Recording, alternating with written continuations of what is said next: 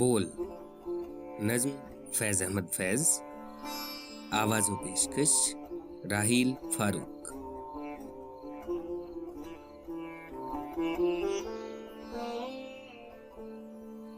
बोल के लब आजाद हैं तेरे, बोल ज़बां अब तक तेरी है,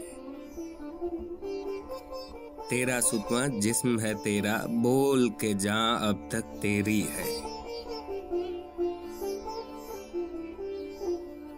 देख के आहनगर की दुकान में तुंद हैं शोले, सुर्ख है आहन, खुलने लगे कुफलों के दहाने, फैला हर एक जंजीर का दामन। बोल ये थोड़ा वक्त बहुत है, जिस्म ज़बां की मौत से पहले, बोल के सच जिंदा है अब तक, बोल जो कुछ कहना है कह ले। Hello everyone. In December 2022, my wife Rohini and I had the opportunity to visit Malshiras, a small village in the Purandar Taluka near Pune, India. We were visiting MASUM, which means innocence, a project started by Manisha Gupte and Ramesh Awasthi. Manisha, a PhD in social sciences, has inherited a legacy of social justice and women's emancipation from her parents.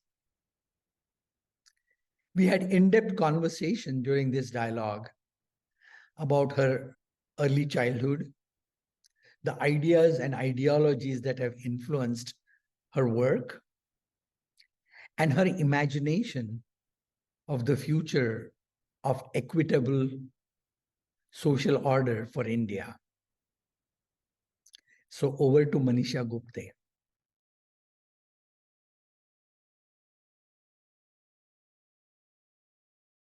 Hi, Manisha. It's nice to see you. Rohini and my visit to Malshiras was fantastic. We came back inspired. आणि सासवडला पण आलो होतो ना. We came to Saswad also. So since then, I have been meaning to find time for a more in-depth conversation, though we spent 2-3 days together. And Nana's birth centenary provided a good opportunity. For the sake of our audience, I want to give a little background of why I'm doing this dialogue. Today, India is in a very difficult situation. The legacy that we inherited of the independence struggle, post-independence, churn of ideas and activism, that has been put to the background, being compromised, being undermined, and a singular vision, which almost feels monochromatic, is being imposed on the population. You and I grew up in a place where there was vibrancy of exchange of ideas, dialogue, dissent. All of that was a part of evolution of democracy in India. We grew up in families where activism, women's emancipation, social justice occupied the imagination of our parents. And today, all of those things are almost being branded anti-national activities.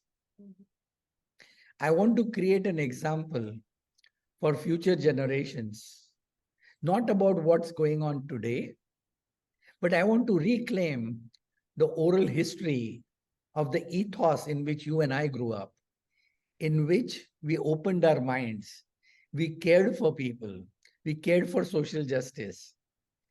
And those values and those ideas should remain recorded in history, because history is being rewritten and we never know what history books will say for them.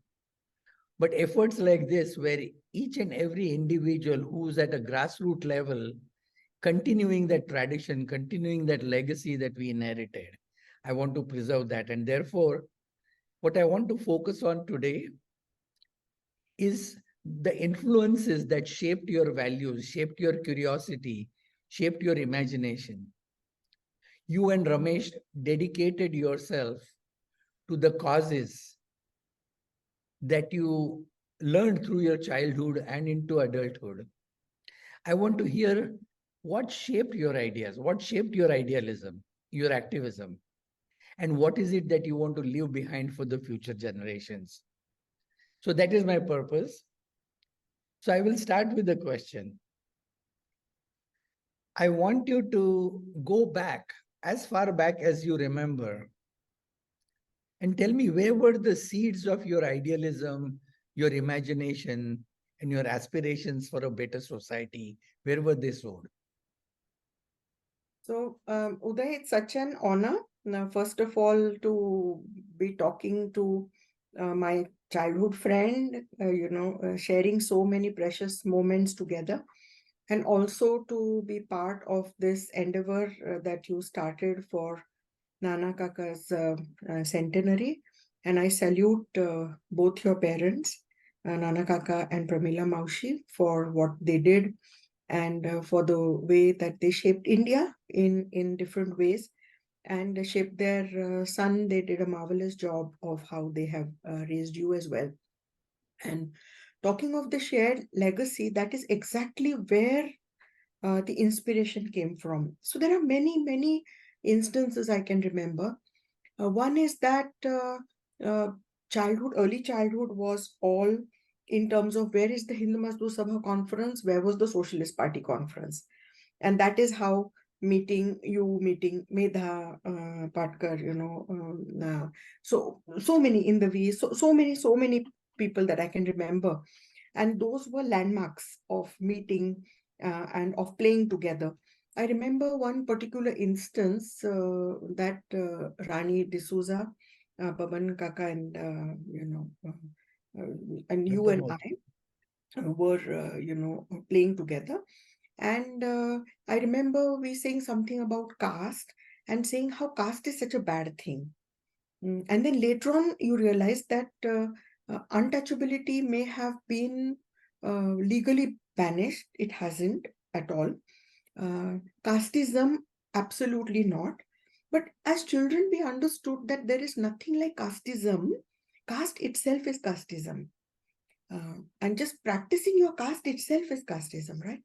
And I remember those childhood conversations of saying, "Jat kitti white aste," and how we should have a, how we should have a world where there is no caste. And that I think is going to be, one of the things that I will definitely postulate at the end of our conversation about a casteless society in India. One thing that strikes me very much was the ethics of caring among everybody, being there for each other when in good and bad times. None of our families had money at all.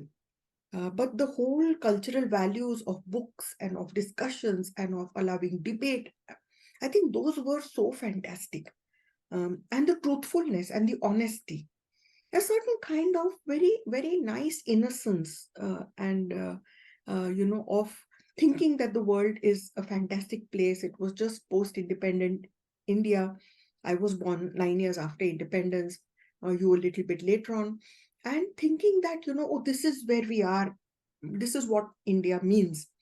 And that ethics of caring and sharing later on links to my understanding of feminism, where feminism is about the ethics of caring, because the care economy, when it gets divided, there is a lot of caring that men get involved into. And when women are not confined to the caring of just their families, but of creating a society and of sisterhood when we suffer, so that ethics of caring. I also think that, everybody was pretty secure in their ideologies and tolerant, therefore tolerant. So I remember in Vileparle East, where we grew up, we were in Nav Samaj Society, which was the Socialist Party, housing colony. There was Gujarat Society, that was the Congress. There were other places around that were more Jansang based. But the children played with each other. The adults were very nice to each other, knowing that we had completely different ideologies. But there was, you met on the street and they asked you, are you okay? Especially when your father was traveling, or sometimes, Satyagraha, your father was in jail, and asking, is everything okay? Do you need anything? And that was genuine. It wasn't out of any, no machinations there. So I think that kind of India, one was within our circles, an atheist, very loving and caring environment, politically very vibrant, the tolerance of political parties and the children that we grew up with. And then I learned a lot of tolerance also from my school. So there was a very, very nice Marathi medium school close to our house, but it was a bit right wing. And so my parents decided to send us to a convent where nuns, raised us. And I remember that before you knew what caste or religion was, you had eaten out of the tiffins of a Benazir, or of a Cynthia, or of a Zainab, or somebody, and you shared food with each other, and therefore you got to know people who were beyond your caste, who were beyond your community, who were beyond your religion. And most of our parents had intercaste, intercommunity marriages, interreligious marriages, many had. So that was, I think, the environment that shaped, and that was very, very useful in terms of having a very rational, kind of a center left mind, influenced by JP, by Marx, and the means were Gandhian. So the means, the end did not justify the means, and doing what you wanted as a vision to be part of your daily practice.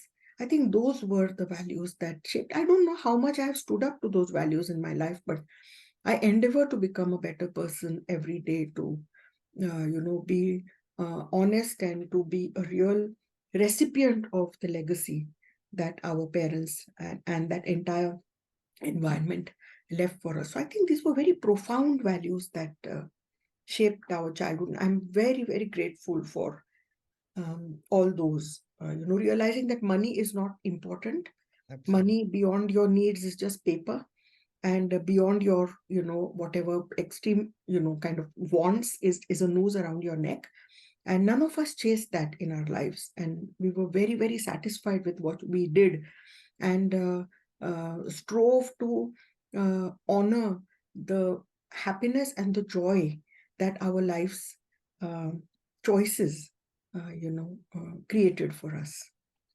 This is very interesting. I think one of the things I remember from what you said, this idea of caring, uh, I think that created a sense of security in us. I remember during emergency, both my parents were in jail for 19 months. I never felt alone. Yeah. I felt lonely sometimes, but never alone, because there was a whole community of people who were fighting emergency, and they would come and meet me. Mhm. They made sure that I was all right. There was Dr. Mandlik, who was, taking care of all the prisoner families. So I never felt that because I didn't have the chhatra of parents that I was lonely. I was never allowed to feel lonely. And I think that was the beauty of what we grew up in. Right. I do want to ask you one question. You mentioned Marx, you mentioned JP, and you mentioned Gandhi. When my father was in jail, he wrote the book Marx and Gandhi. And then also, I also had Rohini and we translated his transcripts of his oral history project with Jawaharlal Nehru Memorial Library into his last book. And in that, he has talked about his transition from an ardent Marxist, that's what in school and college he read, to a Gandhian. And there are many things that he talked about. And I think when I look at the later part of his life that I have a more vivid memory of, I would say, though he went from Marx to JP and Yusuf Meher and Narendra Dev and Gandhi, all of them like together, I think towards the end, he was less Marxist and more Gandhian. Have you had any kind of similar transformatory transformations in your intellectual curiosity? I think I just took off as a tangent. I became a feminist. Mm. And so therefore both Marx and Gandhi were both very useful in understanding feminism and also understanding the limitations in terms of just economic empowerment or economic egalitarianism would not lead automatically to the eradication of patriarchy. So a classless society would not automatically become a casteless society, and neither would it become a gender equal society.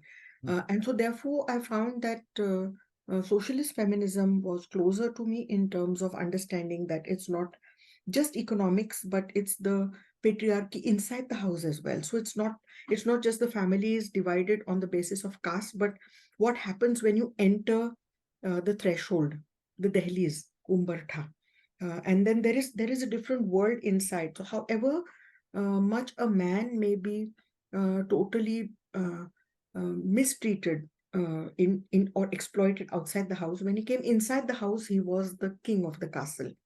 And so therefore there was something that one needed to understand in terms of an addition to Marxism of understanding whether patriarchy was an autonomous institution. And I do believe that it is. So it's not just capitalist patriarchy or not just feudal patriarchy, because we know that even in slavery and if every Asiatic mode of production or feudalism or capitalism or even in post-revolutionary societies, we find patriarchy taking a different face, but it doesn't disappear. And that is one thing that feminism taught me. And as I said, Gandhian means were very important, but there was a certain kind of how would one say a very Hindu interpretation of the empowerment of women. It was more the Shakti oriented. It was much more drawing from the reserves of a woman based on her gender roles. So those also were the limitations, though both these influenced me deeply.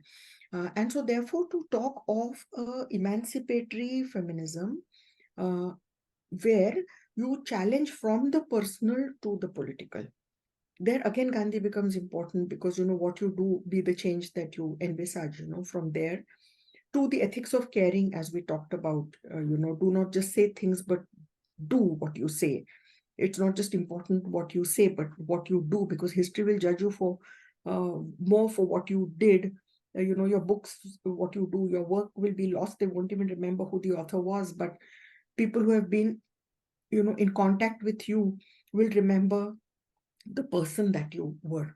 So for me, an intersectional understanding of the caste, class, sexuality, majoritarianism, and of the private patriarchies that work inside the house and the public patriarchies that work outside the house.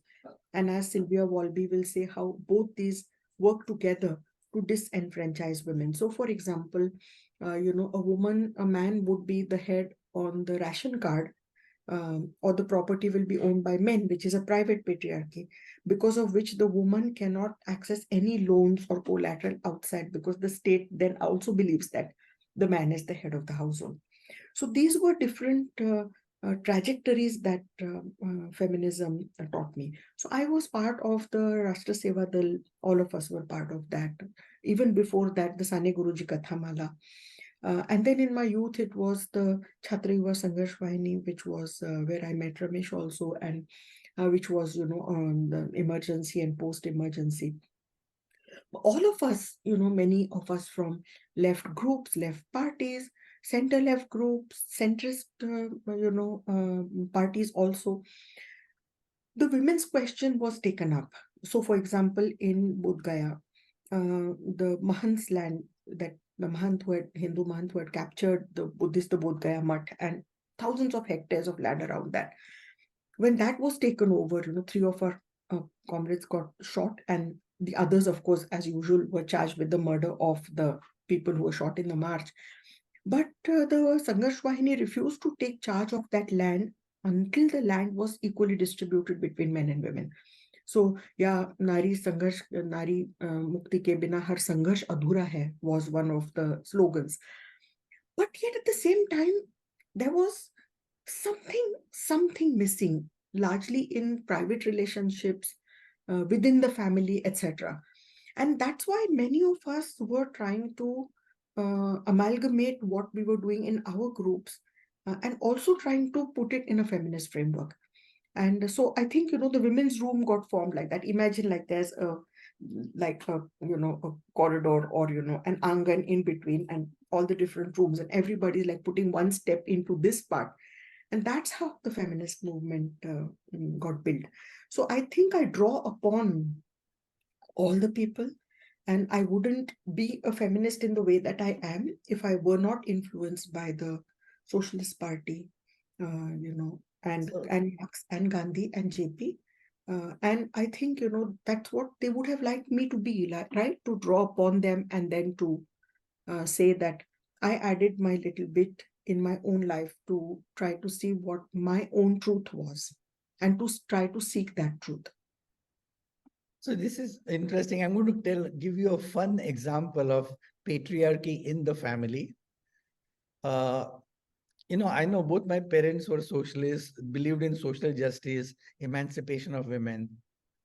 But one thing I would always get angry about is that the cooking was always my mother's job. And I would ask my father, you can't even make a cup of chai, right? And then there were moments in politics where there were times when my mother could have had a position in the party or in the government, but she deferred it to my father. And there were conversations in the family about it. And she made the choice. But I would say, like, I was on her side. I said, why does my father has to get everything? Why can't my mother get it? Why can't he sacrifice for her? And what that tells me is just, I want to make a conclusion. Yeah. I've seen even in the most open socialist egalitarian family, there can be a patriarchal layer to every individual. Just as here, when I think about racism, I think we have to start with the point that each one of us is racist to some degree. And we have to recognize in our thoughts and behavior when that creeps in. And be critical of self and allow others to critique yourself so that your behavior and your thoughts can evolve. And the same way, I don't think just because somebody is a part of social justice movement or women's emancipation movement, they are free from those biases. Absolutely. You talked of, more the private sphere where your, Pramila Maush used to cook.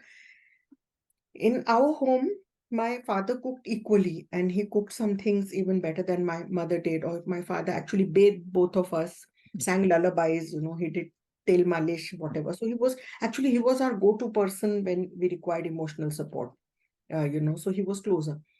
But look at the in quotes choices that you talked about. Both of them met in the trade union. Sani Guruji brought my mother to Mil Mazdoor Sabha.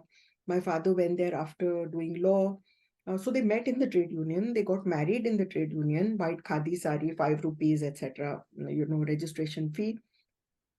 But because there was no money after I was born, guess who gave up trade union? My mother, right? So he was not the earner of the family, but the choice to become the earner of the family. And then she lost 2 or 3 jobs because every time my father got arrested, she would lose the job at the end of the month. And finally, she became a school teacher, which was not what she wanted to become. And that made her sad, made her even bitter about what. But guess who made that choice? So who got to be a trade unionist all his life? And he was a fantastic trade unionist. There is no doubt. I mean, Manisha Gupte, is like honest, extremely, a dedicated person. To his last date, he lived only on the honorarium that the Hind Mazdoor Sabha gave. He never earned a single penny in spite of being a lawyer.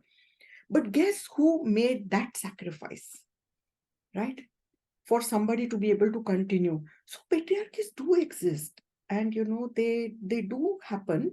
I think sometimes when the choices are made in a way that is understanding, with each other, then every relationship is a compromise, right? I don't think we have any relationship in which we don't adjust or compromise. But if it's equal, then we don't feel bad about those transactions. I think equality has to be an ideal, Exactly. and recognizing that we always fall short. Exactly. And the understanding of equality will change the more emancipated we get. Correct. Because what we would not have understood, if we don't understand somebody's humanness, then human rights don't apply to that person. So the moment you understand the humanness of that person or of a community is when you realize, oh, I mean, why didn't we always have ramps? Why do we not have all material in braille? Why don't we have sign language for everything? This should be a given, right? So those are the ways that we understand, and then we strive to become better or worse. When the political situation is bad, we become worse. And, otherwise we strive to become better. So I have a question for you. You have traveled around the world. You have worked with different communities within India. And I know that there are some communities that are matriarchal. How is the situation in those communities? I would say that, we would not really see the matriarchy as, has been, say, in, Engels, thesis of the evolution of the family, private property, and the state, etc. I don't think we'll be able to see matriarchy in that way. And there are more matrilineal societies, in Bhutan, I saw where, land is transferred not to the eldest son, but to the youngest daughter, but on the understanding that the youngest daughter will look after the family.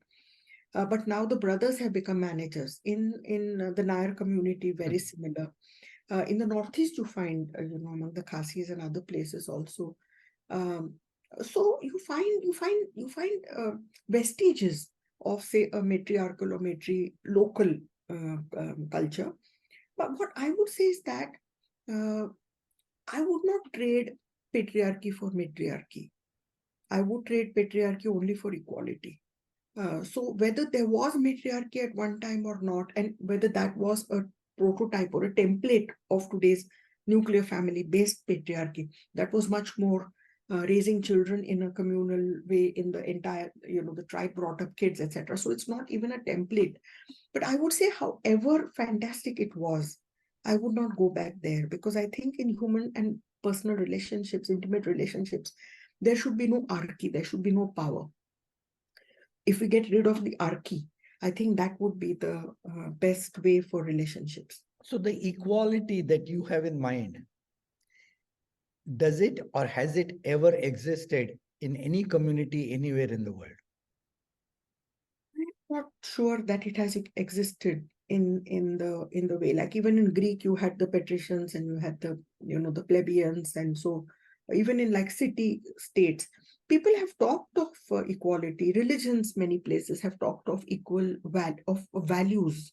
Buddha has talked of equality, but those were not legally, but no one was legally bound to um, behave in a equal manner. I think equality is a continuous quest, and that is, and we have to reach that point. And once we reach there, as I said, it's elusive, because it will always tell you where we are not equal, or new forms of inequality will creep in when we try to get one kind of equality. So say, for example, when we talk of prevention of sexual harassment at the workplace, or maternity benefits, hardly anybody in India, 2 to 3% of women probably get maternity benefits, because 90% of women are in the informal sector and they don't. Immediately what happens is you find that women get thrown out of jobs. Now there was a judge who said, that if women are going to charge men of sexual harassment, I'm not going to have any interns who are women, as though all those posts actually belong to men. Look at the assumption that all of them originally belong to men, and we are doing a favor by getting women in. So the moment you have one step towards equality, there will be backlash. Like we find that, old forms of domestic violence still exist. And now you have new forms of domestic violence coming in. So for example, the backlash to girls' mobility, when we say that, there should be equal access to education and girls go for higher education. Immediately, if there is a sexual harassment in the bus on the way, the first thing is take the girl out of the situation, get her home, and the moment education stops, then get her married early. And then, of course, we know what happens after that: raising children, getting attached to your partner, getting attached to the family, getting attached, obviously looking after your children. So I think there are always these backlashes, and there are insidious ways in which inequality creeps in. And so, therefore, to make not just robust laws, but I think, what we talk of changing people, changing attitudes, changing relationships between people. So I would like to say treat inequality as a disease. For example, it's a symptom. But what is the root cause of it? Equality, Inequality. inequality, institutions and structures that are innately unequal. So, for example, the caste system, as Dr. Ambedkar said, that the caste system, society is like a house with many floors, and different castes live on different floors. But the issue is that there is no staircase to go from one to the other. So people are born on that floor, they live on that floor, and they die on that floor. So that is how immiscible it is. So as Johan Galtung talked of, structural inequality. So patriarchy is a structural inequality. So property will always belong to men. The name of the family will always be the masculine, what comes from the patriarchal family. Or the head of the household, as I spoke earlier, will always be the man. Even if a woman who's lost a husband raises a son from early childhood, the moment he becomes an adult, he immediately jumps over her head and becomes the head of the household.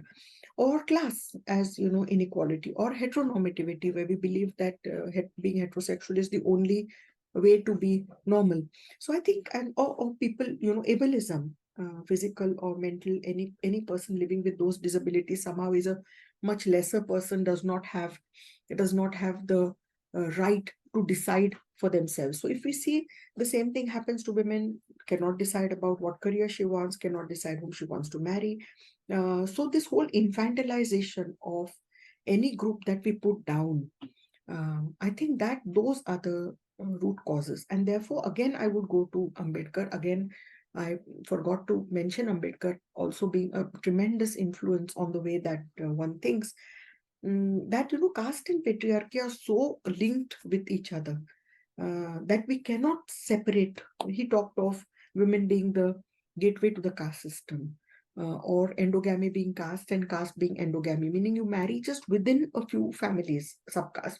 So your wealth does not leave those families. All the wealth is captured there, all your social capital, everything remains within those maybe few hundred families.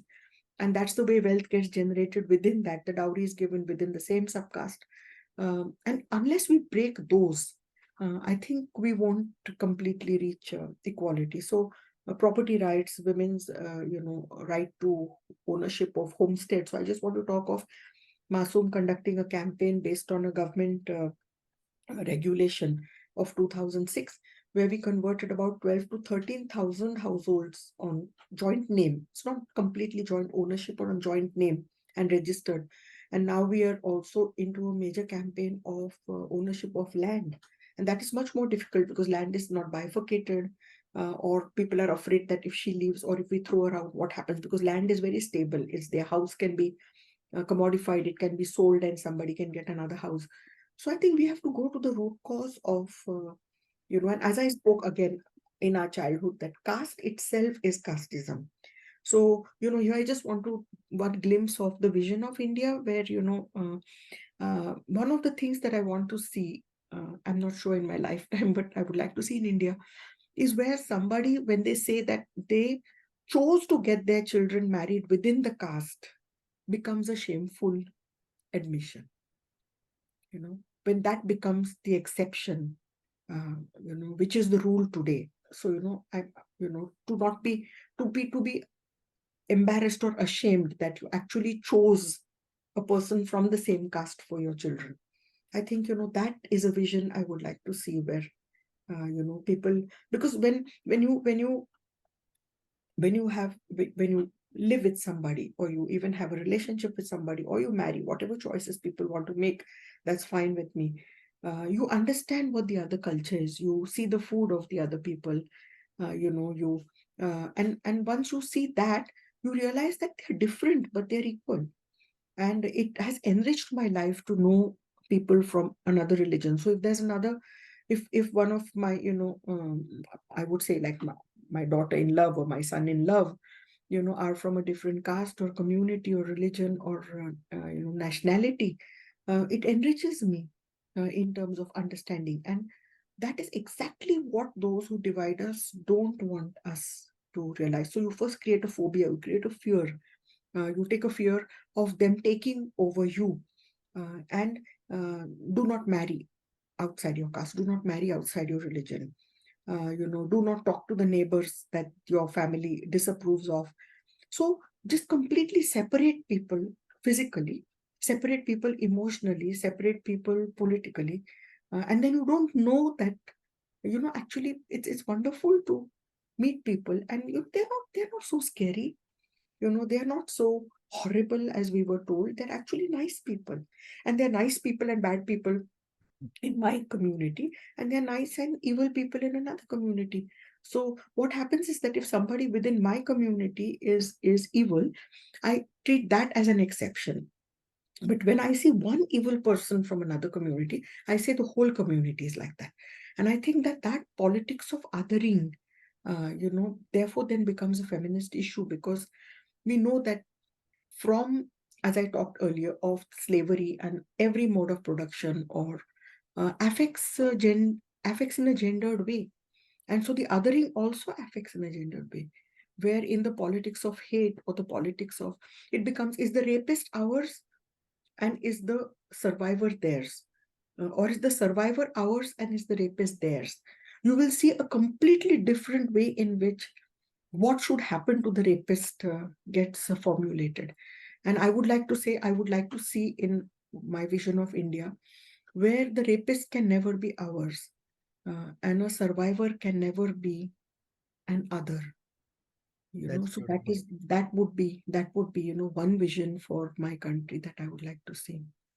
So I have another question. You used the word feminist several times in the course of our conversation.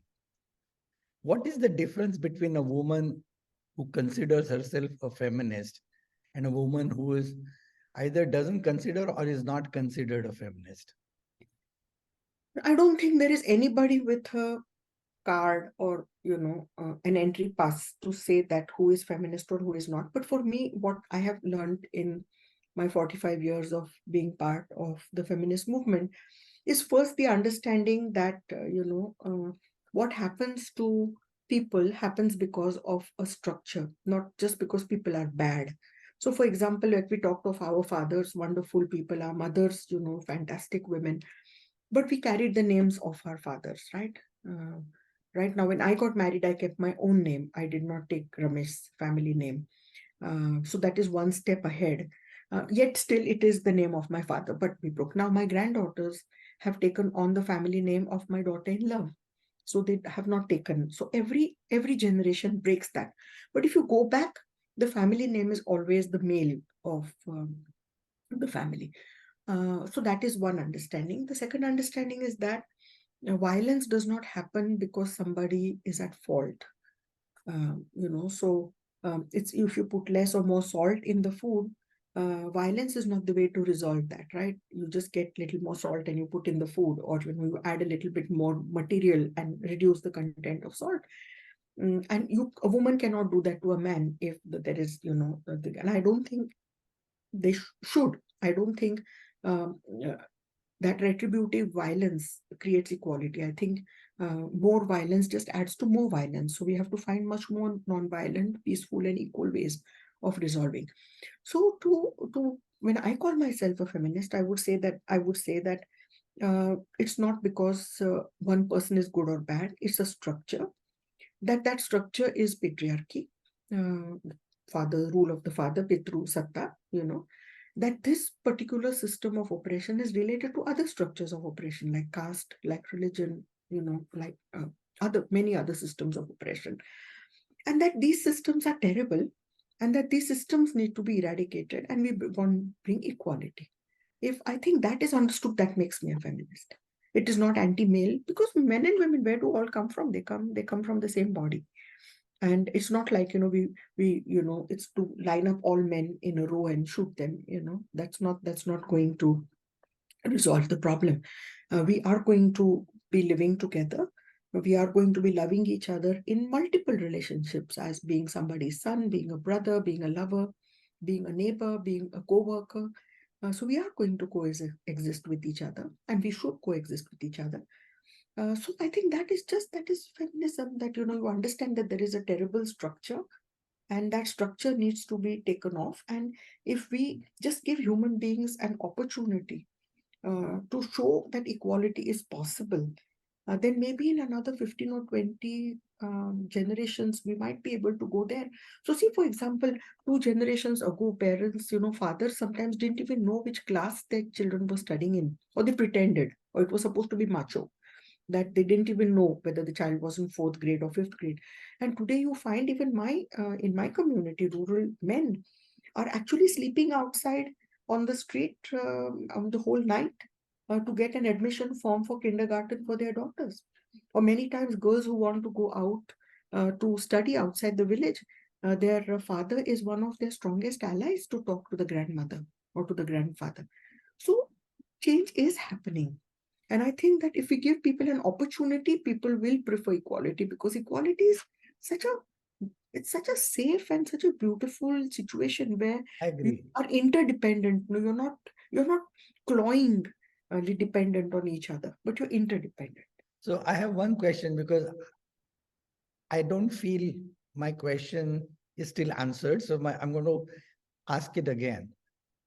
Imagine I am talking to you, I'm a woman, and I don't see myself as a feminist as Manisha is, or somebody else is that who is known as feminist. So I, as a woman who doesn't see myself as a feminist, who am I if I'm not a feminist? Everybody's searching.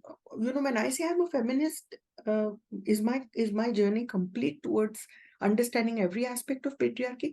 I don't think a label is important at all. Now we are even questioning the label woman, right? Who is a woman? So many things are being discussed, and so many terms are being deconstructed. So I mean, if I as a feminist can only relate to another feminist, then I think we're living on an island, right? We're living somewhere outside this cosmos.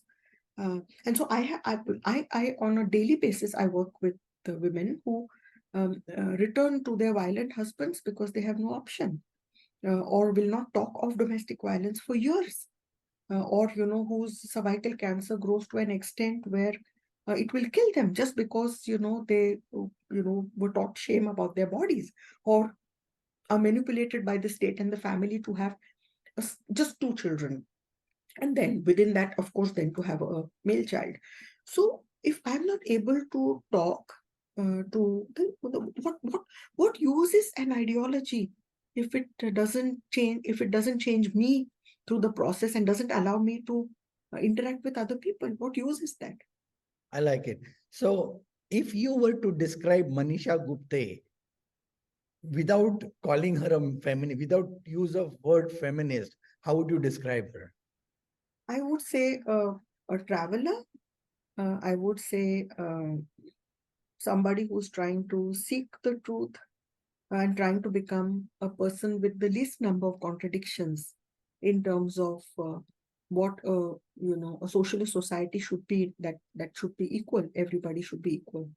So I would say that I know that again I've used the term socialist, I've used another ideology, but I would say a person who believes that there should be equality inside the house and outside the house. There should be no violence inside the house or outside the house, and that is the truth that I'm seeking and hoping that I will achieve that. So I don't need a label of feminist. But it's very interesting that you bring this out, because in 1994, when we started the Feminist Health Center, unfortunately, it's still the only feminist health center in India. And that's why I say unfortunately. And everybody asks me, why are you calling it the feminist health center? Why not the women's health center? So to me, that question was very important. But the problem existed, not in the question, but it existed in the belief that feminists only exist in cities. And here I was living in the villages. Everybody says feminists look across the Atlantic to get their ideas, or across towards the west or global north. And here was a feminist living in the villages. Secondly, it was my rural colleagues who actually said, "Apan tela Strivadi Arogya Kendra Manuya." So Strivadi is feminist. So now what was feminist? So we had to explain, why was this center feminist?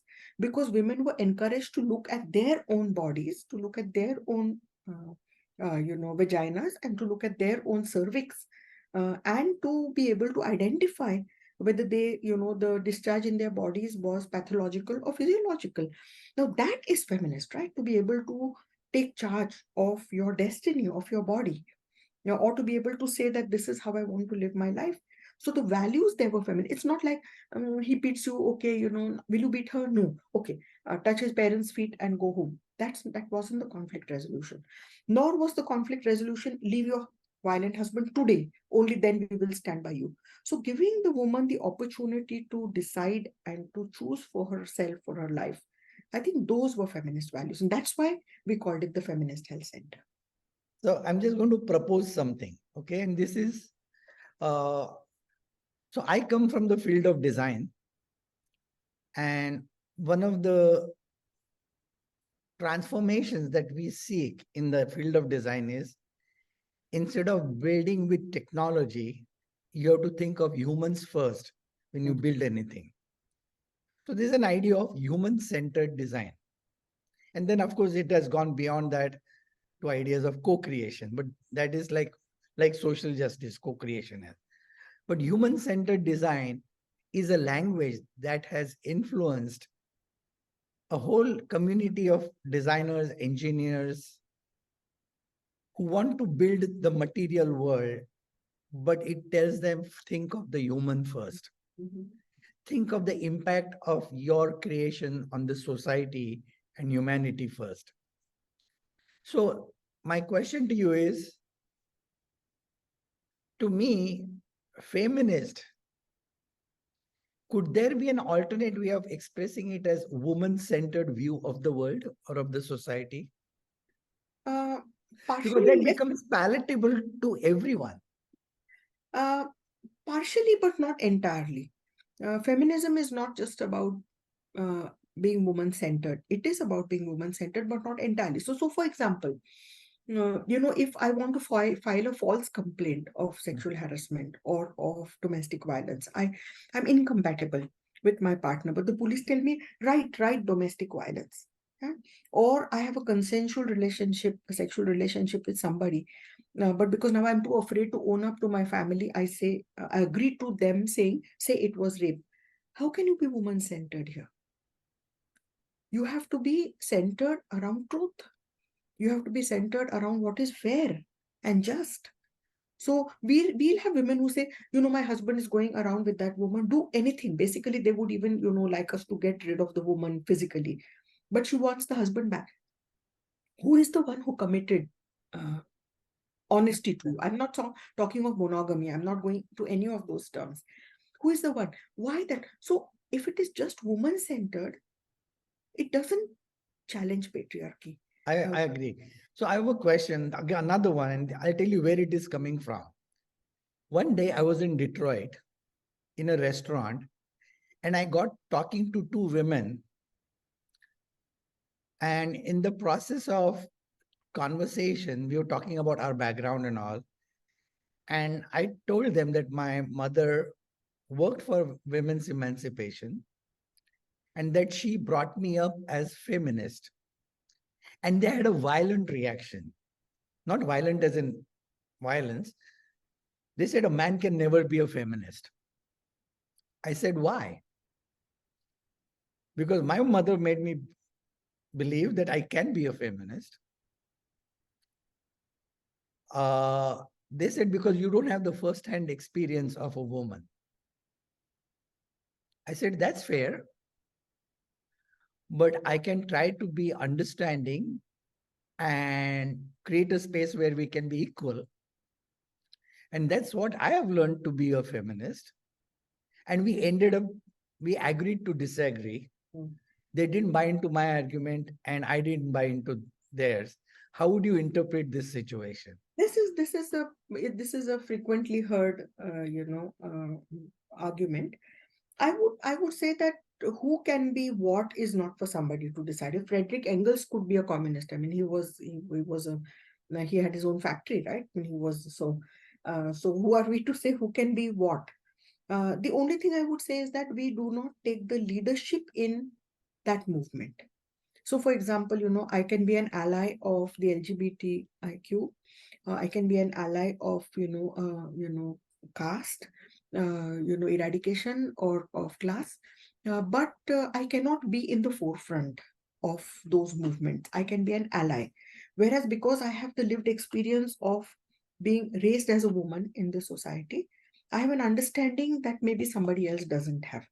But to go from there to become exclusionary, to say that you will never understand this because you do not have the lived reality. And believe me, lived reality is extremely important. I've already said that. To say just that means that be in silos, and that is the breaking of the movement. That's what fractured identity politics is doing today. It is forcing you to take a singular identity, and that identity is who you are. So how do I connect with the rest of the world? So I would say that you be allies. So of course I would think that my father was a feminist. I believe that my partner, my son, a feminist. I do believe that you are a feminist.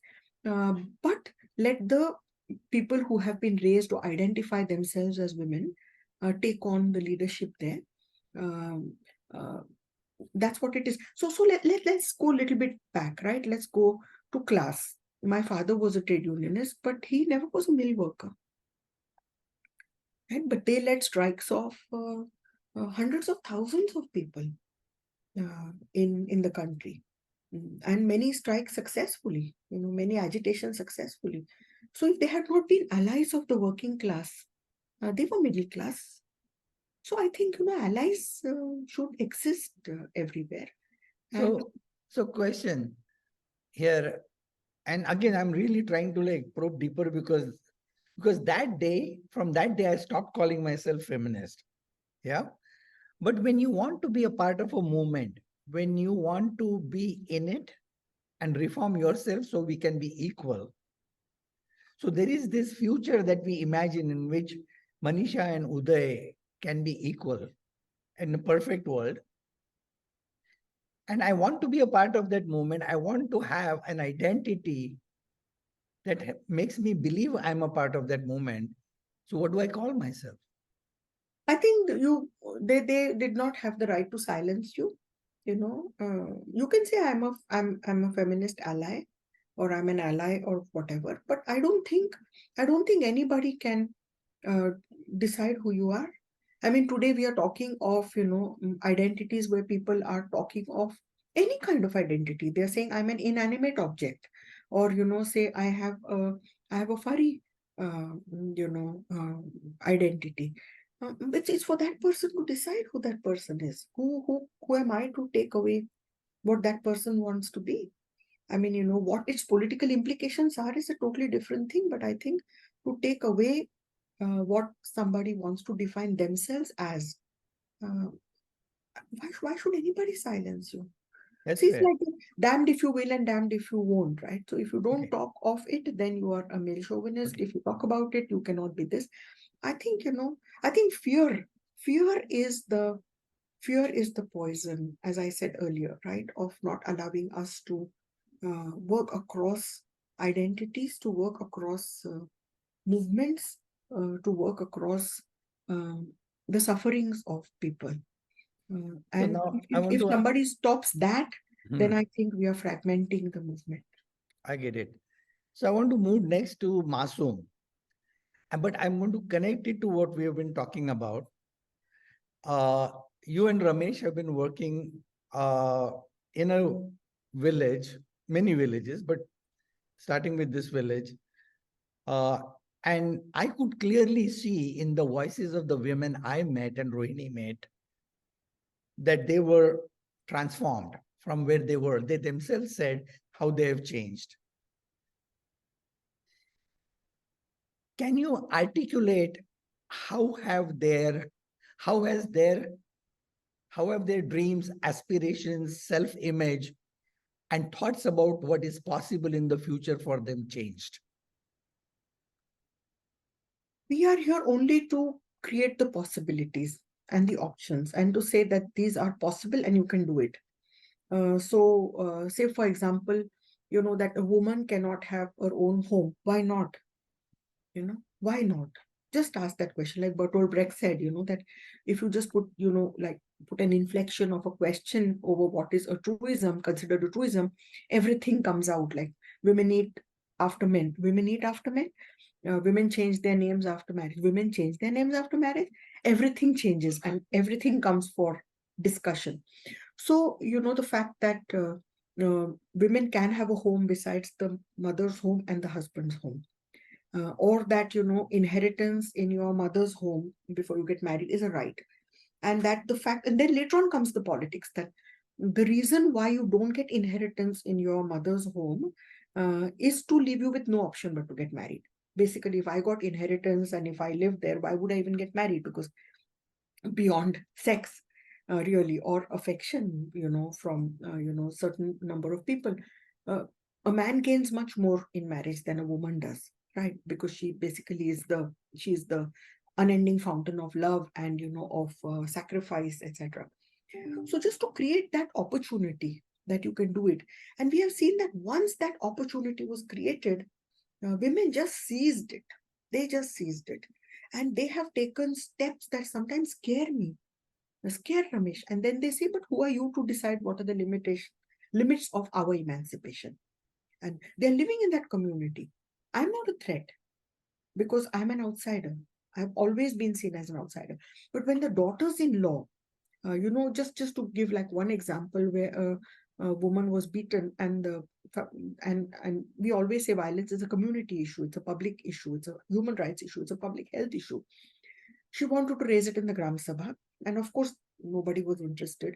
And she walked up and she said that uh, suppose you say that this is my individual question, my individual problem, it doesn't concern you, but suppose every daughter-in-law in this village walked out of the village right now, what would happen to your village? And it was so brilliant because she created a solidarity between herself and all mothers-in-law of the village, because all the mothers-in-law of the village are daughters-in-law of that village. So creating that sense of the fact that, alone you can put me down, but when we come together, you can't put us down. And collectivization really helped. Collectivization in which the leadership belonged to the Balutedars, belonged to the Dalits, belonged to the nomadic, the Bhatke Vimukta, to minority religions, the leadership with them, but women's action through, collective solidarity, and again the fairness. So, not to humiliate a man, by, getting him to undress or getting him to do, funny kind of juvenile punishment exercises, or not allowing police to enter house without a warrant, or not taking law in our own hands, or allowing the police to beat up somebody because, they need a confession. So keeping fairness and justice in mind, and then people understand the uh, the dichotomy when you speak. So you may not be popular, but people know who you are. And I think that once those options were created, women just seized those options and they went ahead.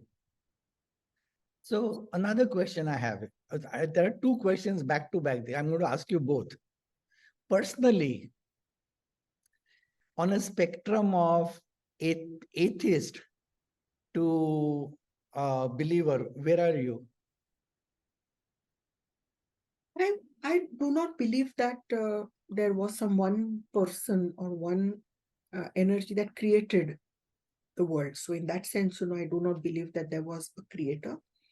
I believe in the whole theory of evolution. So that, um, and I do not believe that I can hold somebody responsible for uh, the consequences that my actions, provide. I do not believe that I can bribe an entity to say that if you, you do this for me, I'll do this for you, because that kind of a transactional relationship doesn't exist. I do believe in that. I do believe in goodness.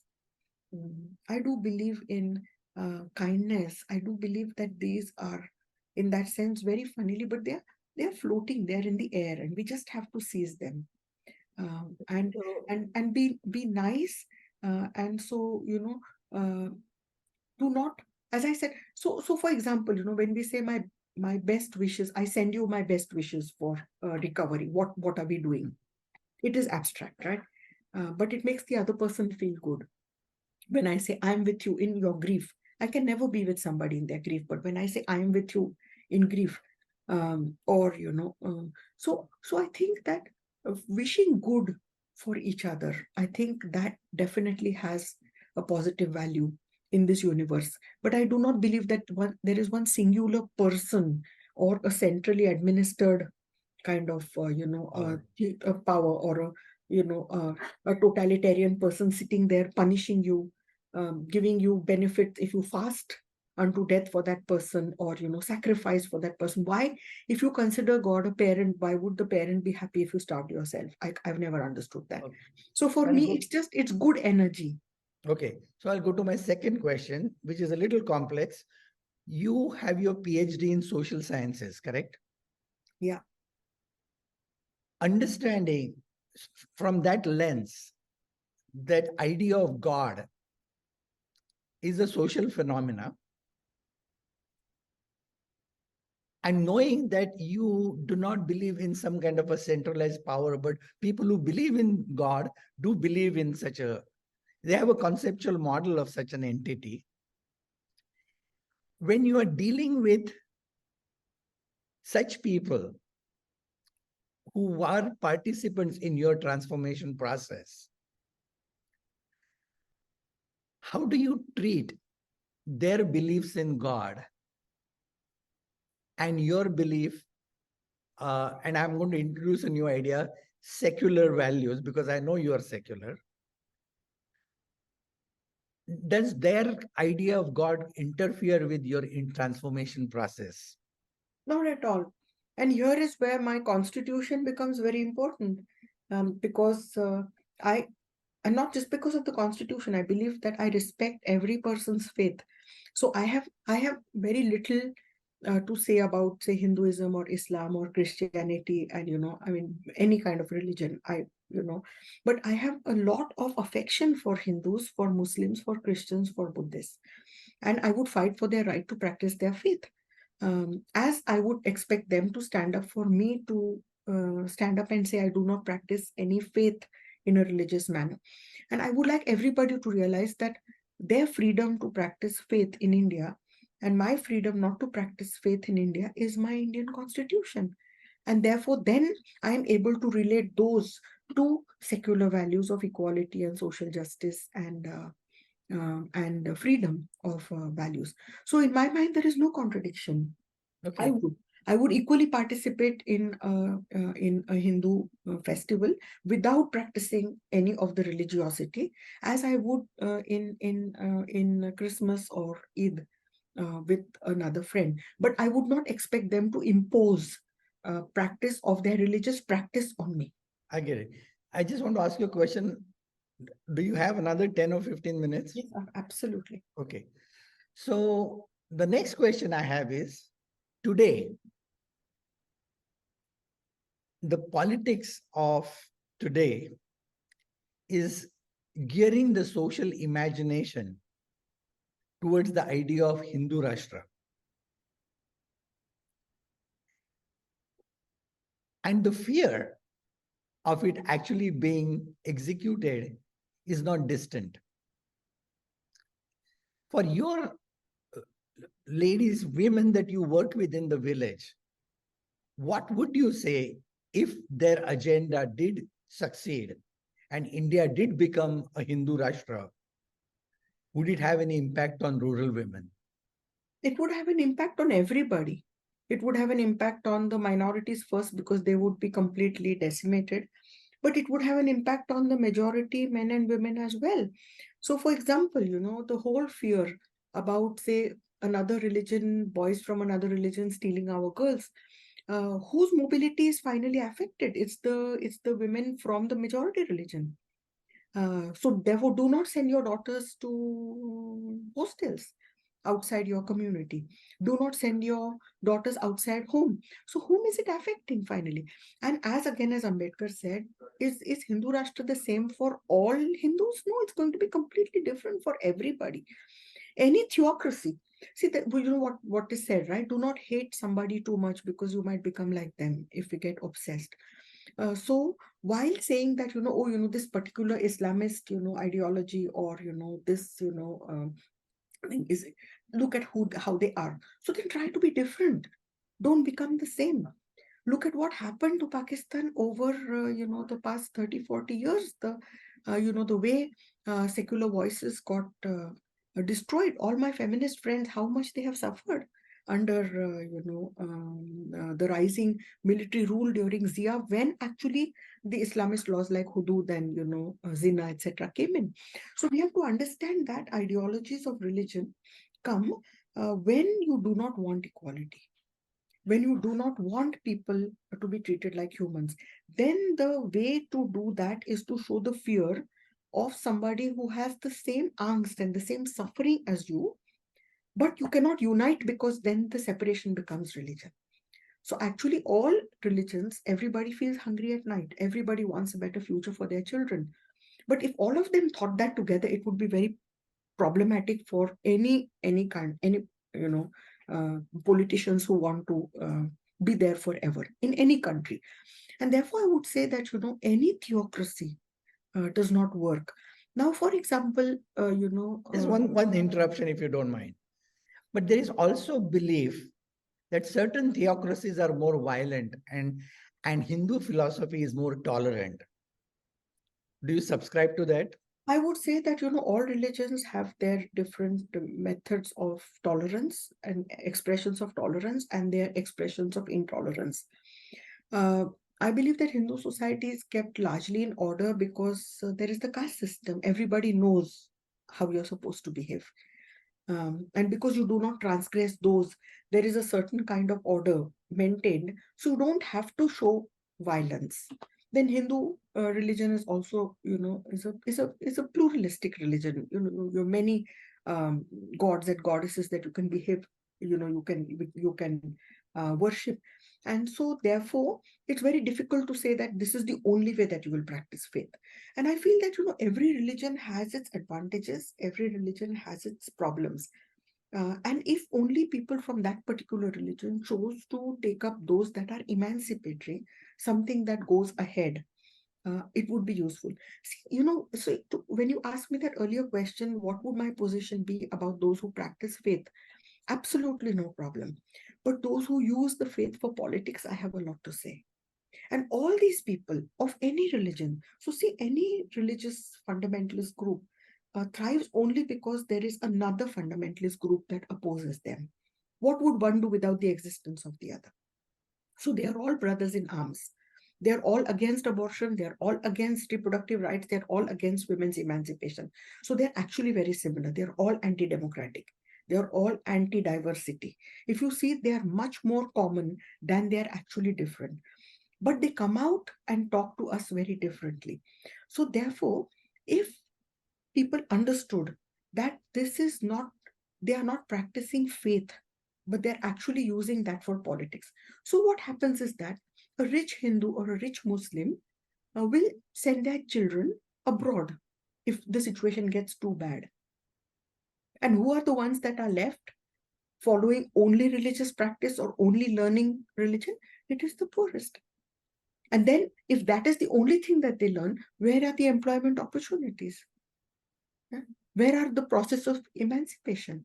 So all fundamentalists would like poor people, they would like orphans, they would like widowed women, they would like strife, they would like an environment of unrest because they're fishing in troubled waters. And if if people understood that actually all fundamentalists are here just trying to pull a fast one on us, that is where and that is one of the visions of India, that it is the secularism actually that will provide an alternative. So one question is, one of the ideas consistent with what you just said, that every fundamentalist needs an enemy fundamentalist to mobilize people. So the one slogan that has resonated well with people in India is Hindu Khatre mein hai. So people who have bought into that idea, what would be your argument or negotiation with them? I would feel that, why would any religion that is, 3,000 years old, why would it be,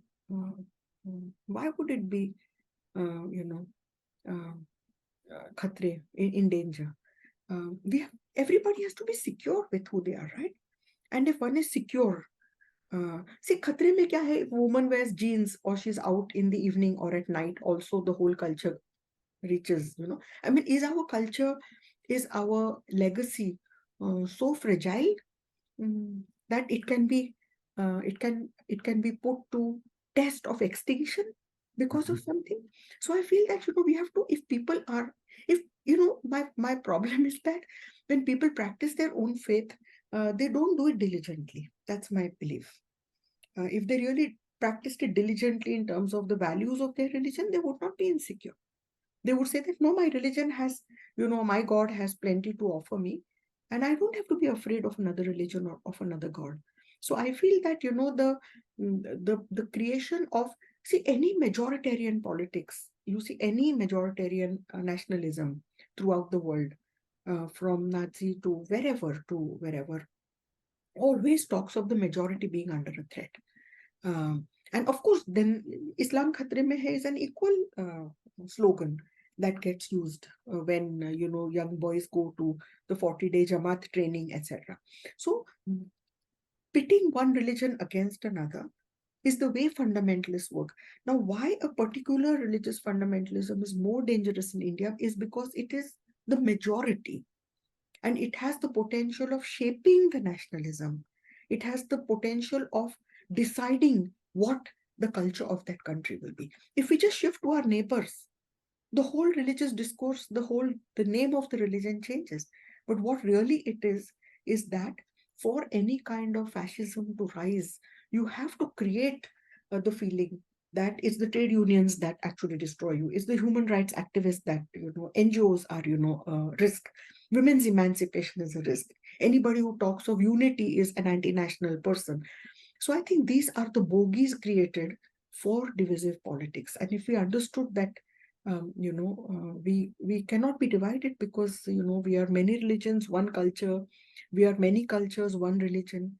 If we understood that, finally India's strength has been its multiple religions, its multiple cultures, its multiple languages, its multiple food. I mean, look at the beauty of, that has coexisted along with structures of inequality. And if only we chose those, I think we have a future, So without being afraid of others. So I'm going to ask you two questions, and I want you to combine the answer for both the questions in one. And this is my last set of questions. I've created this entire initiative as an oral history archive for next several generations, for next 100 years. It should serve as an inspiration of the vibrancy of ideas we lived through.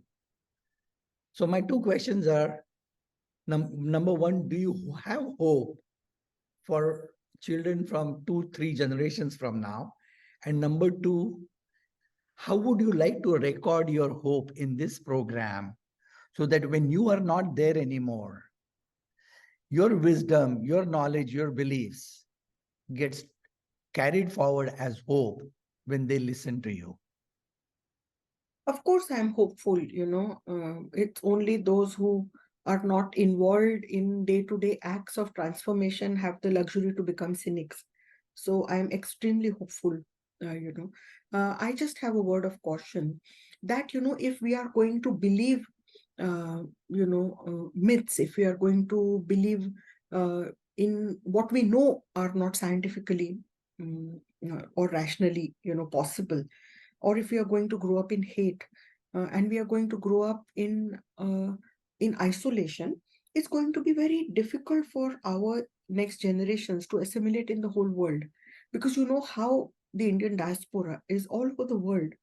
And if we want to really be respected globally, if we do not want our national identity to become a matter of alarm, our passports to become, risky when we are crossing national borders, or our citizenship and our rights within the country to be compromised, and we don't want to be left behind, then the only thing that we have to do is that we have to let our minds be free, to not be afraid, to let fear out of our minds, and to look at what is best in a sustainable way for our country, and how India, stays on the global map of the 21st and the 22nd century.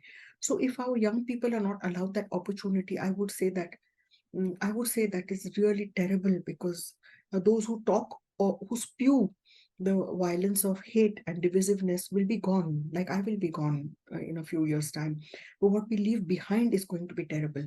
So let us give our children, I don't mean biological children, I mean social children and our grandchildren, great grandchildren, a world in which, is not destroyed by climate change, by greed of I want everything right now, or that, I'm so insular that I do not feel the cries and pain and suffering of people around me, or I cannot understand the subordination of women or trans people or intersex people or poor people, men, all of them. If I can't understand that, what use is my humanness? So I think that the hope exists along with this word of caution. And when I am gone, I said, I feel that, like I said earlier, I would like a society that is casteless. I would like a society in which there is uh, equality inside and outside the house. And I would like people to be confident in the pursuit of their truth, mm, to have the ethics of love and care. And I would like a society in which I do not see a person because of where she or he or they come from, but how we can walk together. And if somebody doesn't want to walk my path, that's fine. They can walk their path. But I don't have to be so insecure in who I am to pursue truth. Because if we don't pursue truth, if we don't pursue equality, egalitarianism or secularism or social justice, it's only going to be worse. So going back to cynical, if we are cynical and we don't do what we have to do, we are going to uh, be decimated much earlier. Whereas even if there is one voice of dissent, one person who stands up and says the emperor has no clothes, I think just changes and allows freedom. And I don't see it very different from the work we do in MASUM. It's one woman standing up and asking a question to society or to the family that changes dynamics. And I think we require that. We require that one person, and that one person, for the billions of people, and the billions of people for that one person. I think we are not on an island, and I just feel, some things, to really tell the next generations that kindness, compassion, what Buddha calls pradnya shila karuna, it's a compassion with your rational thought. So kindness, gentleness, compassion, tolerance, friends never go out of fashion.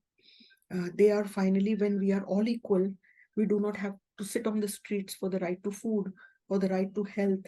What will sustain us? Love will sustain us. Kindness will sustain us. Gentleness and compassion will sustain us. And I think that love triumphs everything. And if we only uh, believe in love for yourself and everybody, I think that's the only hope for the future. Thank you so much, Manisha. I thoroughly enjoyed our conversation. I hope you enjoyed it too. Absolutely. Talking to my childhood friend with, whom and we grew up like cousins almost, right? So it's such an honor, and thank you so much for including me in this endeavor. How could I have not? With all the, I would say, the enthusiasm, excitement, and inspiration I walked away from when I visited your village. And as we end, I'm going to play the song that the women in your organization sang. Oh, And that's wow. how we are going to end this program. Okay. Thank So you. thank you very much. Thank you. Thank you, Rohini. Thank you. आम्ही प्रकाश बीजे रुजवीत चाललो वाटा नव्या युगाच्या रुळवीत चाललो रुळवीत चाललो आम्ही प्रकाश बीजे काट्यावरून जाता मागे न पाय घेऊ हसऱ्या कळ्या फुलांची स्वप्ने विणून घेऊ ओसाड माळ आम्ही फुलवीत चाललो फुलवीत चाललो आम्ही प्रकाश बीजे आमचीच चाललो वाटा नव्या युगाच्या रुळवीत चाललो रुळवीत